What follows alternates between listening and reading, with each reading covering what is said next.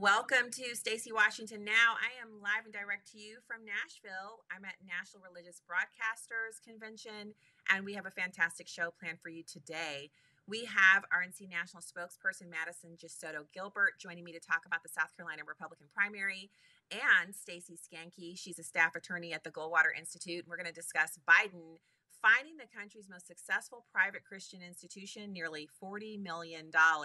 And then we have a really quick news roundup that we're going to do at the end of the show. So you want to stay for that. Let's jump into the presidency.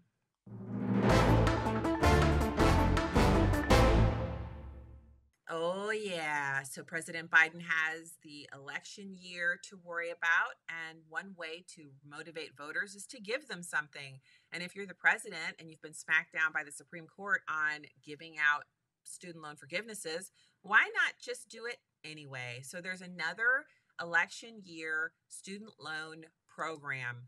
And it feels like bribery because we're talking about giving the people who are most likely to vote for the Democrats a really hefty bonus in their monthly budget, especially looking at the inflation. And we're going to be jumping into the amount of money Americans are spending on food as a proportion of their household budget. Those numbers are way up, and we'll get into that in burning cash. But right now, I want you to kind of understand that we have a price tag of $1.2 billion.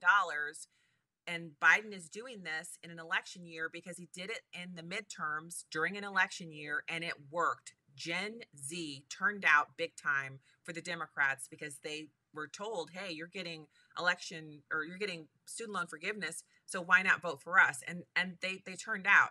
Now, in 2022, ahead of the midterm elections, the announcement was met with a cry of yay. But that was during a time where Americans had student loan forbearance. They could make payments if they wanted to, but they weren't required to.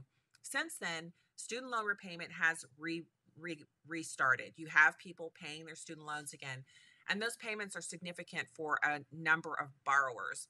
Politico is reporting that this new tranche of forgiveness will be relief for nearly 153,000 borrowers, and those who are going to have their forgiveness on their plate to think about this month are getting emails. And they're being told exactly who is responsible for this new infusion of cash into our economy.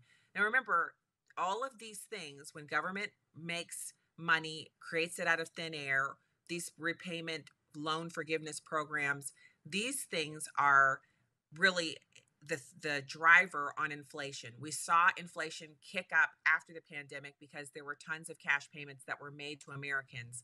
This will have the same impact because who's going to actually repay those loans? They don't just go into thin air. They don't just evaporate. Biden doesn't have a magic wand. They're actually going to go away because other people are going to pay them off. So the administration says they've now approved loan discharges totaling nearly $138 billion for nearly 3.9 million borrowers through dozens of administrative actions since Biden took office. And this is a challenge for the Biden reelection campaign and Democratic allies because they want him to get credit for canceling the debt, even as the White House explores ways to further increase the number of Americans who receive the relief from the loans. So this is a big problem for President Biden. He has to use these kinds of announcements to offset the bad news about his mental acuity and the scandals surrounding his son. Those House investigations are ongoing. So I want you to take a look at this. Is a hardcore Democrat. He's a major kind of spokesperson and analyst for Democrats. His name is Bill Ackerman. He's a billionaire, and he will often go on and provide commentary. His direction on a news show, if he comes out and says Democrats should or Democrats must, you will immediately see the DNC take note of his comments and take action. So here he is. And I think this is so interesting. Bill Ackerman, he's talking about Biden being done and that it's an ego thing for him. Watch this. And by the way, the other thing to point out here is, and I have been pointing this out as of others, Biden is, I think, is done. I mean, it's embarrassing. It's embarrassing for the country having him as a presidential candidate, let alone the president of the country. It's crazy. And it's just going to get worse and worse. And he should, the worst of his legacy is his ego that prevents him from stepping aside. And that's it. It's his ego. And it is so wrong and so bad and so embarrassing. When you talk to people, I was in Europe, I was in London a few days ago, and people are like, Bill, how can this guy be your president? And it's a bit like, again, I go back to my business analogy. Being a CEO is like a full contact sport.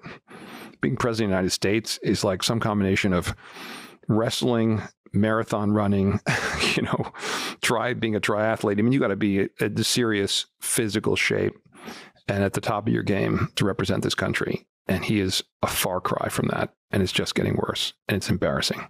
And he cannot be. And by the way, every day he waits, he's handing the election to Trump, because it's harder and harder for an alternative candidate to surface. So he's talking about the difficulty that any candidate would face coming into a race at a late point. And so this is up against the truth about him making this student loan announcement. So think about the headwinds that the Biden campaign is facing. I'm not talking about the presidential side, right? Because it's two different entities. Because of the Hatch Act, you have the president running the country as its commander in chief, and then you also have him running his reelection campaign. And those two things have to be separate. That's why you don't see Karine Jean-Pierre commenting on the campaign side. But if you look at what he's actually facing here, he has the domestic issues of higher costs for Americans on everything, spending in the house, spending outside the house, and then the incomes, your wages are not keeping up with inflation. And then you have these announcements from people like Bill Ackman. He's coming in as a CEO, and he's speaking from a position of having done these things himself. And while he hasn't been president, he's run major corporations, and he has a very, very singular opinion here as a Democrat and someone that they trust to come out and advocate for them on issues, that he no longer supports Biden as the nominee.